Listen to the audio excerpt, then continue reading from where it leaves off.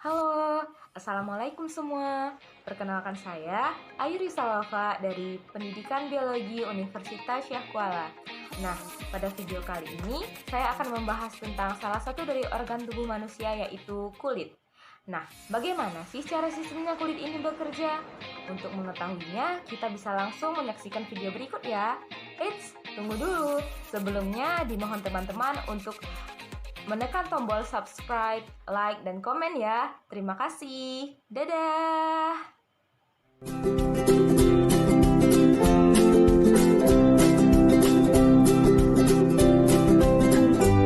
Halo, udah siap mendengarkan bagaimana sistem kulit bekerja? Kalau begitu, yuk langsung kita capcus ke videonya.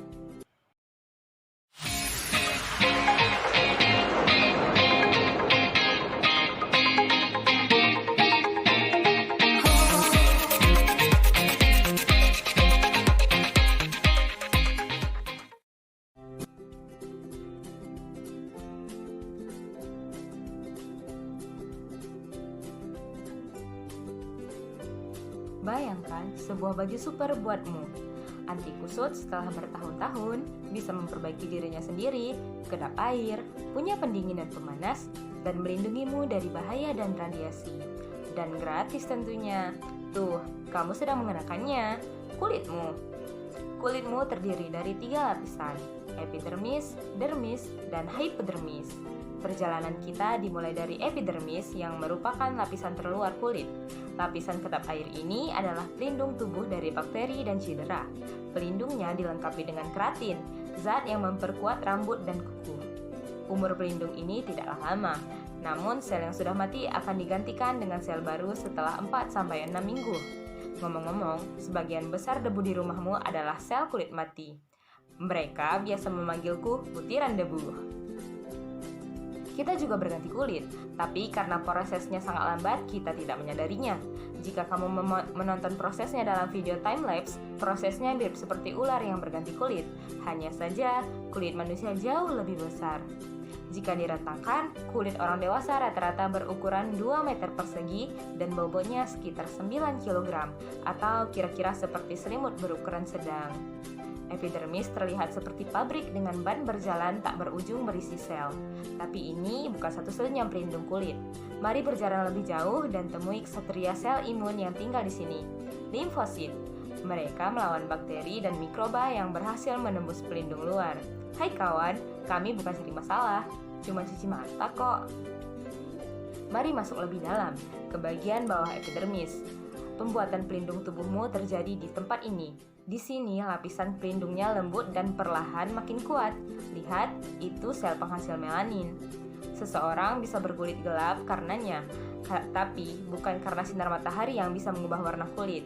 Kulit juga bisa jadi oranye jika kamu kebanyakan makan wortel. Tapi kekuatan super keren milik bagian bawah epidermis adalah fungsinya yang seperti panel surya. Berkat kemampuannya, kulit bisa mengubah sinar matahari menjadi vitamin D dan memberi energi pada tubuh. Selanjutnya, kita menuju dermis, lapisan kedua dan yang paling tebal. Tapi ketebalannya tergantung pada letaknya.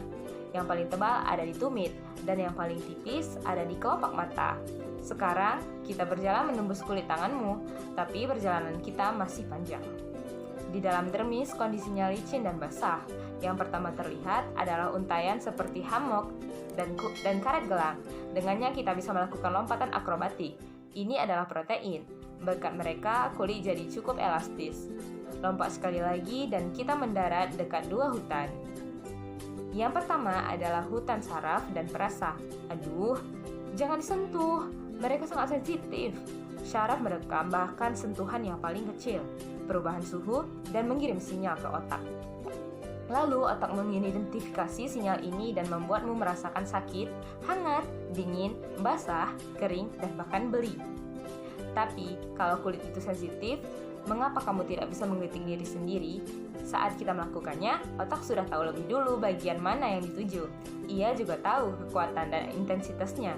Saat kita menyadari hal ini, hal otak menurunkan sensitivitasnya. Namun, saat orang lain yang melakukan, otak meningkatkan kepekaan sehingga tubuh segera merespon dan melawan. Waktunya menuju hutan kedua.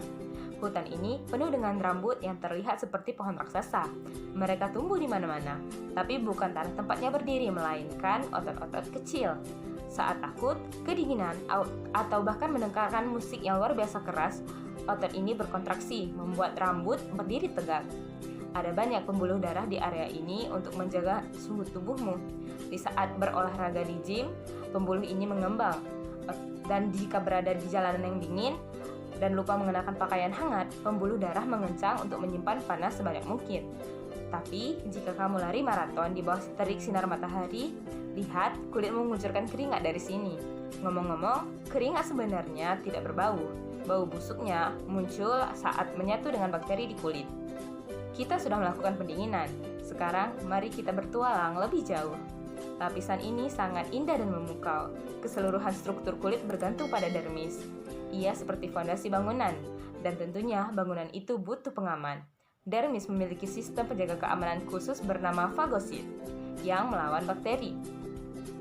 Sepertinya hanya ada bakteri jahat di sekitar kita, tapi ternyata ada juga yang baik. Mereka muncul bersama dengan minyak yang diproduksi oleh kelenjar. Bakteri ini membantu sistem kekebalan tubuh melawan mikroba jahat. Saatnya meluncur ke lapisan kulit yang paling dalam, hipodermis. Permukaannya sangat lembut dan berminyak karena lemak. Lemak di mana-mana. Namun, berkat lemak ini, kita bisa duduk dengan nyaman. Tapi, ini bukan satu-satunya fungsi lemak. Tubuh membutuhkan lemak ketika lapar, layaknya bahan bakar. Lemak juga berfungsi sebagai lapisan pelindung bagi organ dan otot. Tapi yang paling keren adalah lemak menghasilkan hormon leptin. Setelah makan, kita merasakan kenyang. Ini bukan karena promo penuh, tapi karena sinyal dari hormon leptin. Benar, lemaklah yang mengendalikan nafsu makan, bukan perut.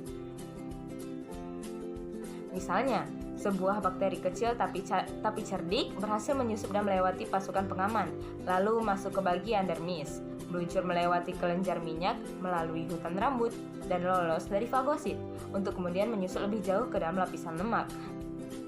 Bakteri itu berhasil melewati lapisan perlindungan kulit dan sekarang bersiap menginfeksi tubuh. Tapi, jangan senang dulu, dia adalah masalah besar. Hipodermis memiliki penjaga kekebalan tubuh yang disebut makrofag. Sel ini dibuat di sumsum tulang. Saat alarm bahaya berbunyi, prajurit ini langsung memusnahkan para tamu tidak diundang. Dan sekarang kita akan melihat fitur kulit yang paling keren, regenerasi. Saat tersayat, luka akan tertutup oleh gumpalan darah. Kulit ini mengeras di bagian luar untuk melindungi tubuh dari masuknya makhluk asing. Lalu muncullah fibroblast dalam gumpalan tadi. Ia memperbaiki luka dengan jaringan parut yang punya peranan penting. Bayangkan jendela rumahmu rusak, lalu turunlah hujan dengan derasnya. Tukang langganan sedang sibuk, sedangkan kamu harus memperbaiki jendelamu segera karena air hujan mulai masuk ke rumah. Kemudian, kamu memanggil tukang darurat seadanya untuk memperbaiki jendela dengan cepat. Nah, rumah dengan jendela yang pecah itu seperti kulitmu yang terluka tadi. Dan hujan adalah bakteri asingnya. Lalu, si tukang yang memperbaiki, dialah si jaringan parut. Kulit terdiri dari serat yang menuju ke segala arah, tetapi jaringan parut hanya punya serat berbentuk paralel. Fibroblast menggunakan jaringan parut untuk regenerasi yang lebih cepat daripada menggunakan serat. Luka juga harus dengan cepat diperbaiki, makanya kulit di bekas luka terlihat berbeda. Dan itulah dia cerita tentang baju super yang luar biasa. Nah, sekarang teman-teman semua sudah tahu kan bagaimana keistimewaan kulit kita, bagaimana kerennya kulit kita melindungi kita terhadap bakteri apapun yang mau masuk ke tubuh kita. Karena itu, marilah kita rawat kulit kita bersama-sama dengan jangan mengkonsumsi makanan yang membahayakan bagi kulit. Nah, karena masih dalam masa COVID-19, maka teman-teman saya sarankan untuk menjaga jarak, juga patuhi protokol kesehatan seperti memakai masker ya. Juga jangan lupa untuk cuci tangan setelah bepergian. Terima kasih telah menyaksikan. Assalamualaikum warahmatullahi wabarakatuh. Dadah, sampai jumpa.